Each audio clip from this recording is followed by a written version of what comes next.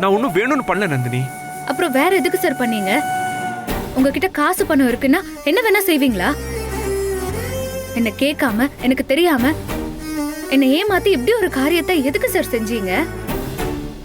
ஆனா இவ்ளோ நேரமா ஒண்ணுமே தெரியாத மாதிரி என்கிட்ட பேசிட்டு வந்தீங்களே, அது எப்படி? நான் என்னமோ உன்னை ஏமாத்தின மாதிரி பேசிக்கிட்டு இருக்க. நீ ரொம்ப கஷ்டப்படுறேன்னு உனக்கு தெரியாம ஹெல்ப் பண்ண பார்த்தேன், அவ்வளவுதான். அவ்வளோதானேங்கிறது உங்களுக்கு சார், ஆனா எனக்கு இல்ல. நான் எதுவுமே செய்யாதப்பவே எல்லா பழியும் என் மேல விழுது. உங்களை மயக்கி லவ் பண்ணி கல்யாணம் பண்ணிக்கிட்டேன்னு ஆரம்பிச்சது இப்போ மாசத்துக்கு ஒரு திருட்டு பழி வரைக்கும் வந்து நிக்குது. என்ன துன்புறுத்துறது பத்தாதுன்னு இப்போ என் தங்கச்சியையும் அதுல உள்ள இழுத்து விடுறீங்க. இதுக்கு நடுவுல நீங்க வேற உதவி பண்றேன்னு எதையுமே புரிஞ்சுக்காம இந்த மாதிரி பண்ணிட்டு இருக்கீங்க. நந்தினி, இதெல்லாம் யாருக்காவது தெரிஞ்சதானே பிரச்சனை. நீ யார்கிட்டயும் சொல்லாத, நானும் யார்கிட்டயும் சொல்ல போறது இல்ல. நான் என்ன அர்த்தத்துல பேசுறேங்கிறதே உங்களுக்கு புரிய மாட்டேங்குது சார். தயவு செஞ்சு என்ன விட்டுருங்க. ஏழப்பட்டவங்க எதுக்கு கோவப்படுவாங்க, எந்த இடத்துல அவங்க மனசுல வைராகியம் பிறக்கும், இதெல்லாம் உங்களுக்கு புரியவே புரியாது சார்.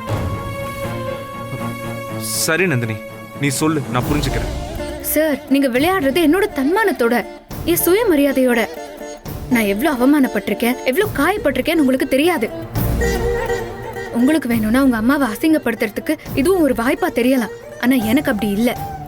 என் மனசெல்லாம் ரணமா கிடக்கு. ஒவ்வொரு நிமிஷமும் அவங்க பேசின வார்த்தைகள் எல்லாம் என்ன போட்டு அரிச்சு எடுக்குது. வேண்டாம் சார், என்ன விட்டுருங்க. அந்த பணத்தை திருப்பி கொடுக்காம நான் அந்த வீட்டு வாசப்படியே மிதிக்க மாட்டேன். நந்தினி, நந்தினி, நான் சொல்றத கொஞ்சம் கேளு நந்தினி. நீ எதுக்கு இப்படி எல்லாம் பேசுற? இதெல்லாம் ஒரு பிரச்சனையே இல்ல நந்தினி. நீ வா, நான் பாத்துக்கிறேன். இத பாரு, நீ திரும்ப வீட்டுக்கு வரணும்னு நான் மட்டும் இல்ல, டாடும் ஆசைப்படுறாரு. ஆட்டோ, சொன்னா கேளு நந்தினி. நந்தினி, நீ எதுக்கு இவ்வளவு அடமெண்டா இருக்கன்னு எனக்கு புரியல நந்தினி. நந்தினி, நான் சொல்றத கொஞ்சம் கேளு நந்தினி. வந்தா பணத்தோட தான் வருவேன்னு ஐயா கிட்ட சொல்லுங்க சார்.